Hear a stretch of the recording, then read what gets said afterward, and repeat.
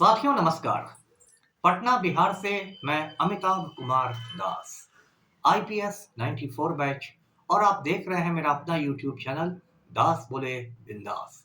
क्योंकि जब बुजदिलों ने मुंह में दही जमा लिया हो तो दास का बिंदास बोलना जरूरी हो जाता है। साथियों, खबर छत्तीसगढ़ से आ रही है। एक बहादुर पत्रकार मुकेश चंद्राकर का खून कर दिया गया है और आज का ये जो वीडियो है ये उन्हीं को श्रद्धांजलि के रूप में है।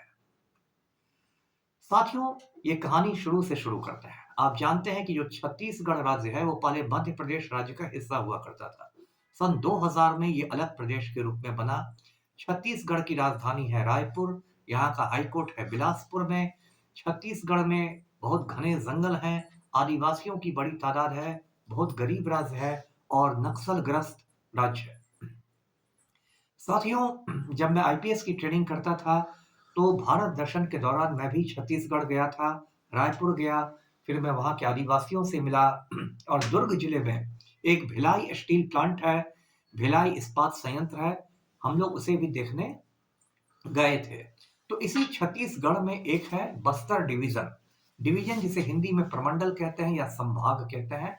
बस्तर डिवीजन में एक जिला है बीजापुर।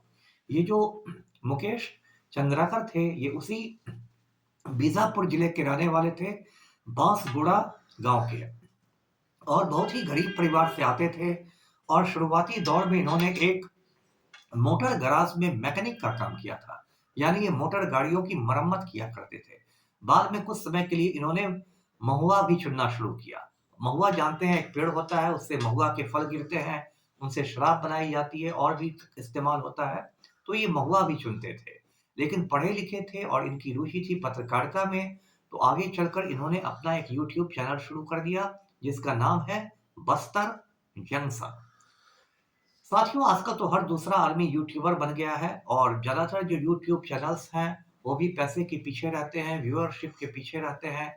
उनमें भी नैतिकता ज्यादा नहीं रह गई है। लेकिन ये बस्तर जंक्शन जो था ये बहुत निर्भीक यूट्यूब चैनल था और ये माफिया से लोहा लिया करता था, भ्रष्टाचार को उजागर करता था।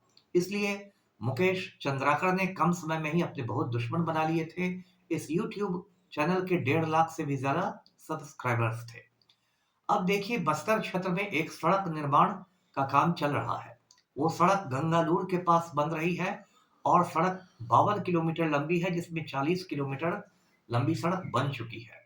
शुरू में इसका बजट था 52 करोड़, जो आगे चलकर 120 करोड़ हो गया। इसे एक बहुत बड़ा ठेकेदार बनवा रहा है जिसका नाम है सुरेश चंद्राकर। ये उस इलाके का बहुत बड़ा ठेकेदार है और इसके घर जो शादियां होती है उसमें हेलीकॉप्टर से मेहमान आते हैं। आप इसी से समझ जाइए। तो उस सड़क निर्माण में बहुत घपलेबाजी हो रही थी।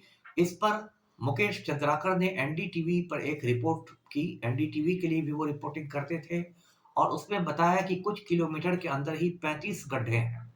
ये जब रिपोर्ट चली उसके बाद छत्तीसगढ़ सरकार हिल गई। जो जगदलपुर लोक निर्माण विभाग है उसने जांच के आदेश दे दिए, बीजापुर के डीएम ने भी जांच के आदेश दिए और उसके बाद ये जो ठेकेदार था ये मुकेश चंद्राकर का समझिए जानी दुश्मन हो गया। अभी 1 जनवरी जब नया साल आया तो मुकेश चंद्राकर को ठेकेदार के घर उसके कुछ दोस्तों ने बुलाया, मुकेश के दोस्तों ने। मुकेश ने सोचा कि नए साल पर मिलना जुलना होगा। वो चले गए और वहां उनकी हत्या कर दी गई, बेरहमी से मार डाला गया धारदार हथियार से। और मारने के बाद उन्हें सेप्टिक टैंक में उनकी लाश को छिपा दिया गया। सेप्टिक टैंक आप जानते हैं जिसमें मलमूत्र इकट्ठा होता है। और लाश को छिपाने के बाद उसे कंक्रीट से बंद कर दिया गया। उसके बाद जब मुकेश चंद्राकर घर नहीं लौटे तो उनके बड़े भाई युकेश चंद्राकर, वो भी पत्रकार हैं, उन्होंने पुलिस में गुमशुदगी की रिपोर्ट लिखवाई और बस्तर के पत्रकारों ने हंगामा शुरू कर दिया कि मुकेश कहाँ लापता हो गए। लोग ठेकेदार के घर पहुंचे क्योंकि लोगों को शक था कि इसी ठेकेदार से दुश्मनी थी। अब देखिए, कितना भी बड़ा जो शातिर अपराधी होता है वह कुछ ना कुछ सुराग छोड़ देता है।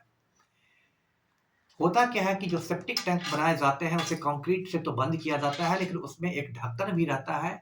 बीच बीच में सफाई कर्मी उसकी सफाई करते हैं तो ढक्कन हटाकर सफाई करते हैं। लेकिन लाश को छिपाने की इतनी हड़बड़ी थी कातिलों में, इतना उनमें घबराहट थी कि उन्होंने ढक्कन की जगह छोड़ी ही नहीं, पूरे सेप्टिक टैंक को कंक्रीट से ढक दिया था। अब यही बात देखकर पत्रकारों का माथा ठनकने लगा। उन्होंने पुलिस से कहा कि ये कैसा सेप्टिक टैंक है जिसमें कोई ढक्कन नहीं है। पुलिस को भी लगा कि कुछ तो दाल में काला है। तो पुलिस ने कंक्रीट को तोड़ दिया और उसके बाद पुलिस के होश उड़ गए, क्योंकि अंदर तो मुकेश चंद्राकर की छत विछत लाश थी। उनके सर पर गहरा घाव था। इसको लेके बहुत हंगामा हो गया। पुलिस ने तुरंत 3 लोगों को गिरफ्तार कर लिया। एक रितेश चंद्राकर को, एक दिनेश चंद्राकर को और एक महेंद्र राम टेके को। और जो मेन ठेकेदार था सुरेश चंद्राकर, वो रायपुर हवाई अड्डे से दिल्ली के लिए परिवार सहित भाग गया। अभी उसकी पुलिस तलाशी कर रही है। ये अब राष्ट्रीय सुर्खियां बटोर रहा है, ये जो कत्ल है। उसके बाद छत्तीसगढ़ के मुख्यमंत्री जो है विष्णुदेव साई, उन्होंने कहा कि किसी को नहीं बख्शा जाएगा। वहां जो विपक्ष के नेता है सिंहदेव, वो हंगामा कर रहे हैं। तो चारों तरफ हंगामा है। और ये जो मुकेश चंद्राकर थे, ये ऐसे बहादुर आदमी थे कि 3-4 साल पहले जब नक्सलियों ने सीआरपीएफ के एक जवान का अपहरण कर लिया था, उसको बंधक बना लिया था, उसका नाम राकेश्वर सिंह था, तो घने जंगलों में जाके मुकेश चंद्राकर ने राकेश्वर सिंह को रिहा करा लिया था। तो ये जान हथेली पर लेके काम किया करते थे। साथियों, ऐसे तो जो मीडिया है उसको जनतंत्र का चौथा स्तंभ कहते हैं, लेकिन पिछले कुछ सालों से, खास के 2014 के बाद से भारत में पत्रकारिता का बहुत पतन हुआ है। और अब तो प्रेस फ्रीडम इंडेक्स में भारत 100 के भी नीचे पहुंच गया है। आजकल ज्यादा जो पत्रकार हैं वो पत्तलकार बन गए हैं। नेताओं के जूठे पत्तल चाटते हैं और दलाली करते हैं। आप गोदी मीडिया में जाकर देख लीजिए किस तरह रात दिन मोदी की दलाली होती है। ऐसे समय में मुकेश चंद्राकर जैसे बहादुर पत्रकारों ने ही पत्रकारिता की लाज रखी हुई है, मीडिया की लाज रखी हुई है। इस वीडियो के माध्यम से मैं उनको श्रद्धांजलि अर्पित करता हूँ, खिराज़े अकीदत पेश करता हूँ, उनको सलाम करता हूँ। और उन्हीं के चैनल की तरह मेरा भी जो चैनल है दास बोले बिंदास, वो माफिया को ललकारता रहेगा। उनसे प्रेरणा लेकर मेरी जो इच्छा शक्ति है वो और मजबूत हुई है मुकेश चंद्राकर की शहादत से।